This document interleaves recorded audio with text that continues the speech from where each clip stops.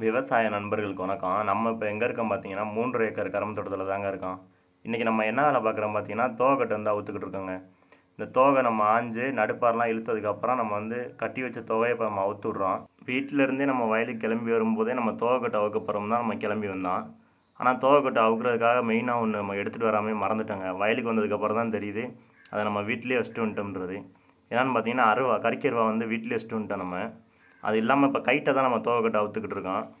இன்றைக்கே எல்லா வேலையும் முடிச்சிடலாம் தாங்க வீட்டிலேருந்து கிளம்பி வந்தான். ஆனால் என்ன நம்ம நினைக்கிறது ஒன்று, நமக்கு நடக்கிறது ஒன்றுன்னு இருக்குங்க.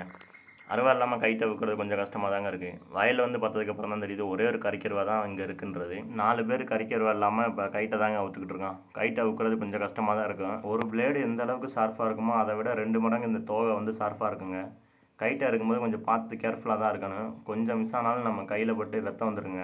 இன்றைக்கி நம்மளால் எவ்வளோ தோகட்டை அவுக்க முடியுமோ அவ்வளோவா கையால் நம்ம அவுத்து முடிச்சுட்டு பேலன்ஸ் இருந்தால் மறக்காமல் நாளைக்கு கறிக்கருவா கொண்டு வந்து நம்ம அவுத்துக்குருவோங்க. உங்களுக்கு விவசாயத்தில் இன்ட்ரெஸ்ட் இருந்தால் நம்ம சேனலை சப்ஸ்கிரைப் பண்ணி பெல்லைக்கான ஆன் பண்ணி வச்சுக்கோங்க. அப்போ தான் நான் போடுற ஒவ்வொரு வீடியோ உங்களுக்கு உடனே நோட்டிஃபிகேஷன் வரும். இந்த வீடியோ உங்களுக்கு பிடிச்சிருந்தா லைக் பண்ணுங்கள், உங்களுடைய கருத்துக்களை கமெண்ட் பண்ணுங்கள், மறக்காமல் உங்கள் ஃப்ரெண்ட்ஸ் அண்ட் ஃபேமிலிக்கு ஷேர் பண்ணுங்கள்.